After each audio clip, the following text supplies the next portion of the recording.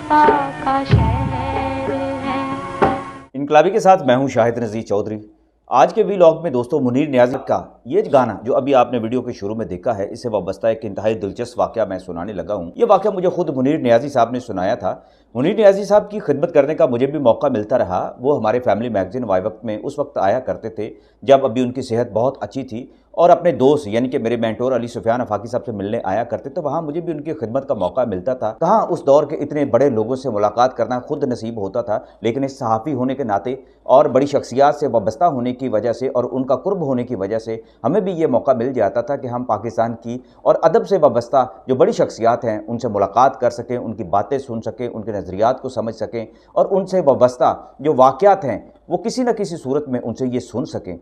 अल्लाह का शुक्र है कि मुझे 35 साल सहाफ़त के दौरान पाकिस्तान की बहुत सारी अदबी, सियासी और मजहबी शख्सियात के अलावा शोबिज़ की बहुत सारी शख्सियात से मिलने का खुद भी मौका मिला, उनके इंटरव्यूज़ करने का मौका मिला और अभी तक ये सफ़र हमारा जारी है। लेकिन इस दौरान जो क्लासिक हमारी शख्सियात थी, अदब का एक बड़ा नाम था, शोबिज़ का बहुत बड़ा नाम था, जो अब हम में नहीं रहे, उनसे जब मुलाकातों का जिक्र करते हुए आपको उनसे वाबस्ता कुछ वाक़या सुनाने होते हैं तो इसका बुनियादी मकसद ये होता है कि आपको अंदाज़ा हो सके कि हमारे उस दौर की जो बड़ी शख्सियात थी वो अपने काम किस तरह अंजाम दिया करते थे और कितनी मेहनत किया करते थे किसी भी काम के हवाले से। इस वीडियो के शुरू में आपने जो गाना सुना है मुसर्रत नज़ीर पर ये फिल्माया गया था। ये फिल्म शहीद थी जो 1961 में रिलीज़ हुई थी और उसका ये गाना नसीम बेगम ने गाया था। इस एक गाने की वजह से नसीम बेगम को सदारती अवार्ड भी मिला था, निगार अवार्ड भी मिला था और इस फिल्म को उस दौर की सुपरहिट फिल्मों में गिना गया। बल्कि आज तक जब पाकिस्तान की कामयाब तरीन और सुपरहिट 10 फिल्मों का भी जब नाम लिखा जाता है तो उसमें शहीद का नाम लिखा जाता है, इसलिए कि इसके डायरेक्टर जो थे खलील कैसर जैसे बहुत बड़ा नाम था और इसकी बैकग्राउंड बड़ी ज़बरदस्त थी। इसके अदाकारों में अलाउद्दीन साहब थे, तालिश साहब थे,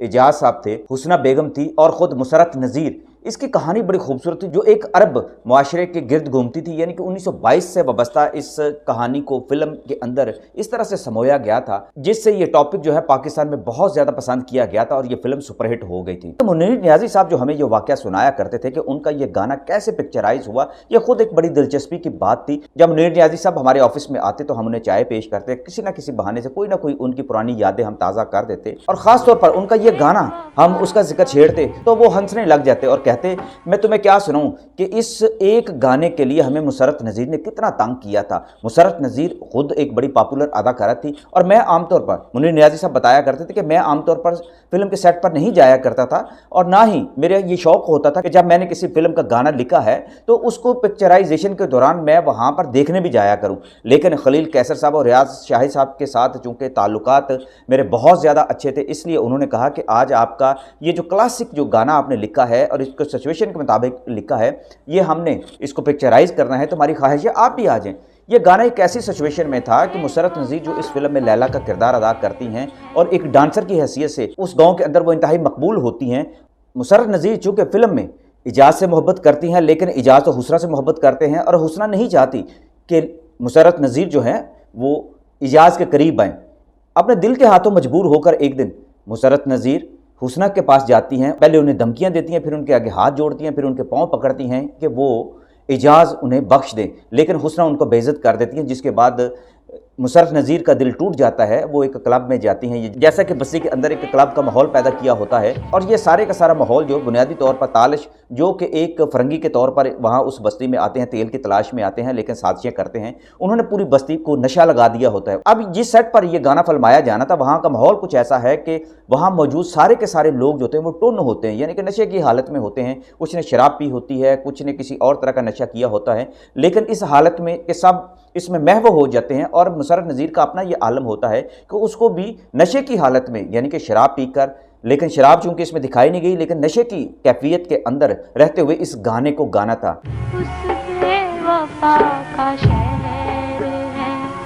उस बेवफा का शहर है और हम हैं दोस्तों। इस गाने को बड़ी दर्दमंदी के साथ और नशे की कैफियत के साथ फिल्माया जाना था। अब सूरत हाल ये थी कि मुसर्रत नज़ीर से जब कहा गया कि आप इसकी रिहर्सल कर लें ताकि इस गाने को सही तरह से पिक्चराइज किया जा सके, मुसर्रत नज़ीर ने थोड़ी सी कोशिश की, लेकिन खलील कैसर साहब बार बार इसको कट कर देते, बता देते कि ये तुम्हारी परफॉर्मेंस ठीक नहीं है, एक नशे की कैफियत तुम्हारे अंदर नजर नहीं आती, क्योंकि तुम्हारा किरदार एक चुलबुली अदाकारा का भी है फिल्म के अंदर, लिहाजा तुम्हें नशे की कैफियत के अंदर अपने जज्बात का इजहार करना है और तुमने परफॉर्मेंस के दौरान लोगों को भी तो मतवज्जो करना है, लिहाजा तुम्हारा होशरबा तौर पर ये जो अंदाज है उससे लोगों को महजूज होना चाहिए। अब ये कैफियत ऐसी थी कि मुशर्रफ नज़ीर कहने लगे कि मुझे तो समझ नहीं आती, क्योंकि मैंने तो ज़िंदगी में कभी नशे नहीं किया, तो मुझे क्या पता कि नशे की कैफियत के अंदर रहते हुए मैं कैसे अदाकारी करूं, मैं कैसे लड़खड़ाऊं। या तो ये है कि मेरे सामने या तो आप लोग शराब पीकर नशे की हालत में मेरे सामने अदाकारी करें, या फिर गाना लिखने वाले जो हैं वो इस तरह की सिचुएशन में मुझे बताएं, या फिर जो मुझे रक्स करवाना चाहते हैं इस फिल्म के अंदर इस नशे की कैफियत में वो शराब पिएं और वो इस तरह डगमगाएं, लिहाजा इसके बाद ही मैं कुछ कोशिश कर सकती हूँ। अब मुशर्रफ नज़ीर का ये जो मुतालबा था ये बड़ा हैरान कुन था। उनका ख्याल था कि अदाकारा होने की हैसियत से वो जिस किस्म का भी किरदार उन्हें कहा जाएगा वो उसको अज्यूम करते हुए उसके मुताबिक परफॉर्मेंस दे देंगे, लेकिन मुशर्रफ नज़ीर के लिए ये करना बड़ा मुश्किल हो गया था। ये तो बाद में उकदा खुला कि मुशर्रफ नज़ीर ने काम उनके साथ दिखाया क्या था। दरअसल उस दिन मुशर्रफ नज़ीर को किसी और सेट पे भी जाना था, लेकिन वो उनसे जान भी ये छुड़वाना चाह रही थी, लेकिन सिचुएशन कुछ ऐसी थी, खलील कैसर साहब और रियाज शाही साहब के होते हुए मुशर्रफ नज़ीर को छुट्टी नहीं मिल सकती थी, जबकि मुनीर नियाज़ी साहब खुद भी वहाँ सेट पर मौजूद थे। लेकिन मुशर्रफ नज़ीर का हमेशा से मिजाज ऐसा रहा है कि वो मर्दों के दरमियान मर्द बनकर काम किया करती थी, इंतहाई दबंग खातून थी, लेकिन जब उनका मूड काम करने का नहीं होता था या तो किसी शरारत के अंदर सबको उलझा देती थी या फिर काम के लिए कोई ऐसा बहाना तराश लेती थी कि जिसके बाद उन्हें छुट्टी देना पड़ती थी। लेकिन ये इस गाने के लिए जो उन्होंने सबको घुमा के रख दिया, वो रियाज शाही साहब के पास कभी जाती तो कहती, अच्छा मुझे ये बताएं नशेई जो होता है वो झूमता कैसे है, रक्स कैसे करता है, अगर मैं नशा कर लूँगी तो फिर मैं झूम के कैसे दिखाऊंगी, एक नशेई डांस कैसे कर सकता है, ये कैसे हो सकता है। वो बड़ी फलसफियाना बातें करके इन सबको उलझाने में लग गई। अब सब हैरान थे, परेशान थे, सबको समझ आ रही थी कि मुशर्रफ नज़ीर जो हैं इस वक्त सबको कन्फ्यूज़ करने के मूड में हैं या काम करने के मूड में नहीं हैं। खलील कैसर साहब कहने लगे कि हमें समझ आ गई है कि एक नशे की कैफियत में गाने को फलमाने का आपको हुनर नहीं आ रहा, तो आप थोड़ा सा ऐसा करते हैं, कैमरा ऑन करते हैं, आप थोड़ी सी ट्राई तो करें। अब हुआ ये कि एक बार उस दौर में आपको मैं बता दूं कि फिल्म का जो फीता होता था वो बड़ा कीमती समझा जाता था। जो जितने भी प्रोड्यूसर होते थे, डायरेक्टर होते थे, वो दिल पर हाथ रखकर फिल्म का सीन फिल्म बंद किया करते थे और उन्हें डर होता था कि कहीं ये जो सीन किया जा रहा है ये ज़ाया ना हो जाए। वो इसको बहुत ज़्यादा अहमियत देते थे। अब मुशर्रफ नज़ीर ने जब कैमरा ऑन होते ही और म्यूज़िक के ऑन होते ही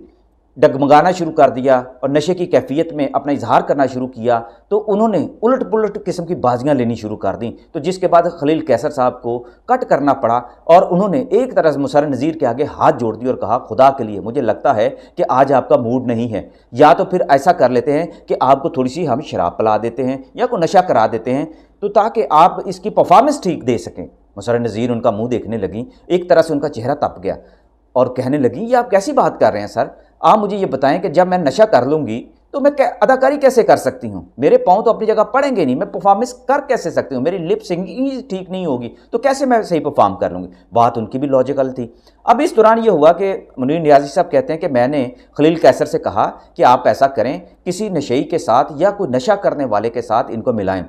तो मुशर्रफ नज़ीर कहने लगी, इसका तो सबसे बेहतर यह हाल है कि मर्दों का नशा करने के बाद जो कैफियत मुख्तलिफ होती है, आप ऐसा करें किसी औरत को जो शराब पीती है, नशा करती है, उसको मेरे सामने लाएं। इत्तेफाक से उस वक्त हुस्ना बेगम उधर मौजूद थी। मुशर्रफ नज़ीर के दिमाग में पता नहीं क्या बात है, वो कहने लगी क्या ऐसा ना कर लें कि हुस्ना बेगम अगर शराब पीकर इस तरह की परफॉर्मेंस करके मुझे दिखा दें तो मेरे लिए आसानी हो जाएगी। असल में उन्होंने ये बात तो बड़े मजाक में की थी, लेकिन हुस्ना बेगम खुद बहुत गुस्सीली थी। उन्हें मुशर्रफ नज़ीर की बात सुनकर गुस्सा चढ़ गया। वो धाड़ने लगे कि ये क्या बात करती हैं, अगर इन्हें इस गाने पर एक्टिंग करनी नहीं आती तो ये गाना आप मुझ पर क्यों नहीं कन्वर्ट कर देते, सिचुएशन बदल दें और यही गाना जो है इसी कैफियत में मैं परफॉर्म कर लेती हूँ। मुशर्रफ नज़ीर के लिए अब एक चैलेंजिंग पोजीशन बन गई। वो कहने लगी कि अच्छा ऐसा करते हैं कि मुझे थोड़ा सा टाइम दे दें, उसके बाद ही मैं इसको सही तरीके से परफॉर्म करने की पोजीशन में आ जाती हूँ। मुनीर नियाज़ी साहब बताते थे कि तकरीबन उस दिन तो शूटिंग सारी पैकअप हो गई। अगले दिन जब मुशर्रफ नज़ीर आई और उन्होंने आते ही कहा खलील कैसर साहब से कि आप ऐसा करें, रिकॉर्डिंग इसकी शुरू करें, आज आपको मैं परफेक्ट आपको 1 घंटे के अंदर अंदर पूरी फुल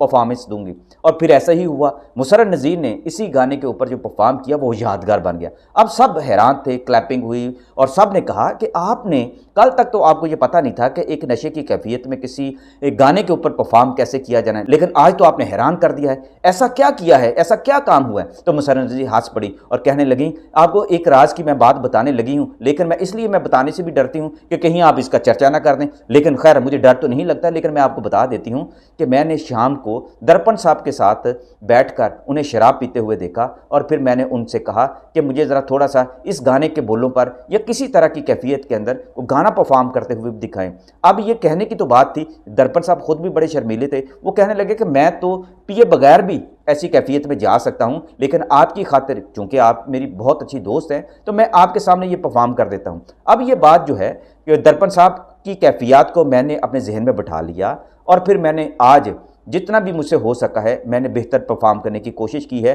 ताकि वक्त ज़ाया ना हो सके। तो मुसर्रत नज़ीर बाद में कहने लगी रियाज शाही साहब से कि मुझे माफ़ कीजिएगा, कल मेरा मूड कुछ और तरह था, आज मेरा मूड कुछ और तरह का है, लेकिन आप मेरे मूड को तो अच्छी तरह समझते हैं ना कि मैंने दिल से मैं चाहती थी कि मैं इसको अच्छे तरीके से परफॉर्म करूं, क्योंकि गाना जिस सिचुएशन में लिखा गया है और जो इसके बोल हैं उसमें मैं पूरी की पूरी जो है ना अपने आप को इन्वॉल्व करके तो मैं इसको परफॉर्म करूं। मुनीर नियाज़ी साहब कहा करते थे कि फिल्म की दुनिया में ऐसे बहुत सारे अनहोने अजीबोगरीब किस्म के वाक़यात जो है ना होते रहते थे। उस दौर में ख़ासतौर पर सहूलतें नहीं होती थी तो डायरेक्टर, प्रोड्यूसर और राइटर खुद डर जाया करते थे। बाज़ औक़ात सिचुएशन पर पैसा ज़्यादा खर्च होने का अंदेशा होता तो राइटर सेट के ऊपर मौजूद हुआ करता था, उससे कहा जाता कि भाई सिचुएशन बदल दो, इसकी कहानी के अंदर टर्न ले आओ ताकि हम इतना ज़्यादा खर्चा करने से बच सकें और इसको आसानी के साथ कर सकें। मुसर्रत नज़ीर की बातें तो मैं आपको पहले भी अपनी वीडियोस में सुना चुका हूं कि वो कोई ना कोई ऐसा अनहोनी कर दिया करती थी कि जो एक यादगार बन जाया करती थी। फिल्म शहीद का ये वाक़या जो मंजर आम पर तो नहीं आया, लेकिन मुनीर नियाज़ी साहब की ज़ुबानी मैंने चूंकि सुन रखा था, जो आपसे मैंने शेयर किया है, लेकिन इस अगर एक वाक़े की बुनियाद पर भी बात की जाए तो इससे ये बात साबित होती है कि पाकिस्तान की फिल्म एक्ट्रेसेस अपने काम के दौरान कितनी मुखलिस भी हुआ करती थी और एक काम को करने के दौरान कितने कितने बड़े ड्रामे भी किया करती थी।